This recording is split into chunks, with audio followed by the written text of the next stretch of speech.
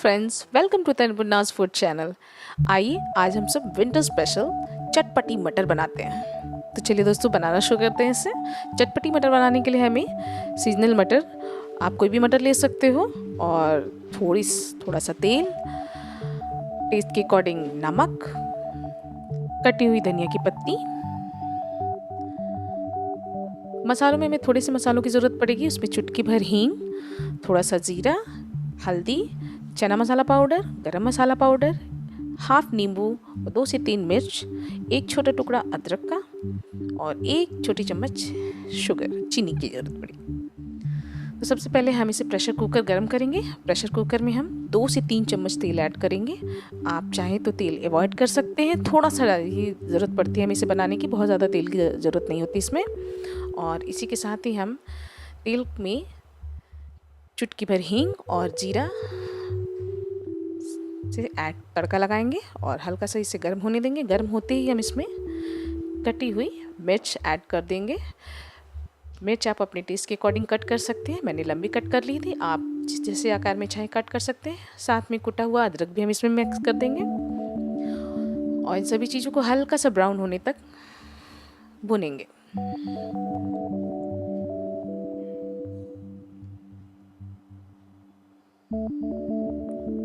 हल्का सा ब्राउन होने के बाद हम इसमें ऐड करेंगे मटर आप सीजनल कोई भी ले सकते हो, फ्रोजन भी ले सकते हैं आप, और मीठी हो एक ज़रूरत नहीं है इसकी, पर मीठी हो तो ज़्यादा अच्छी लगेगी।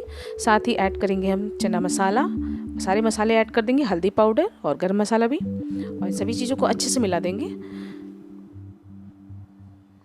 सारी चीज़ें अच्छे से मिलाने के बाद हम इसमें टेस्ट के अकॉर्डिंग नमक ऐड करेंगे। नमक हमें मीठा ही रखना है इसमें दोस्तों, बहुत ही अच्छा लगेगा ये। और साथ ही ऐड करेंगे 1 चम्मच शुगर। सभी चीज़ों को हम अच्छे से मिला देंगे। अच्छे से मिलाने के बाद हम इसमें कटी हुई धनिया की पत्ती भी ऐड करेंगे। कटी हुई धनिया की पत्ती को भी मिलाने के बाद हम इसे 1 से थोड़ा सा पानी ऐड करेंगे, 1/4 कप, और उसके बाद 2 से 3 सीटी के लिए इसके लगा के रखेंगे।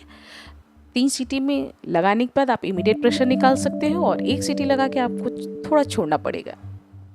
और हमने तुरंत निकाल दिया। देखिए 3 सीटी के बाद मैंने इसे निकाला है। ये देखिए बिल्कुल बनकर तैयार है, और इमीडिएट ठंड के मौसम का ये स्नैक्स है और झटपट बन जाता है।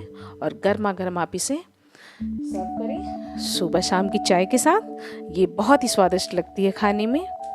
ठंड के मौसम में सुबह शाम की चाय के साथ इसका आनंद उठाएं, हल्के से नींबू के रस के साथ। तो दोस्तों, कैसा लगा आपको वीडियो?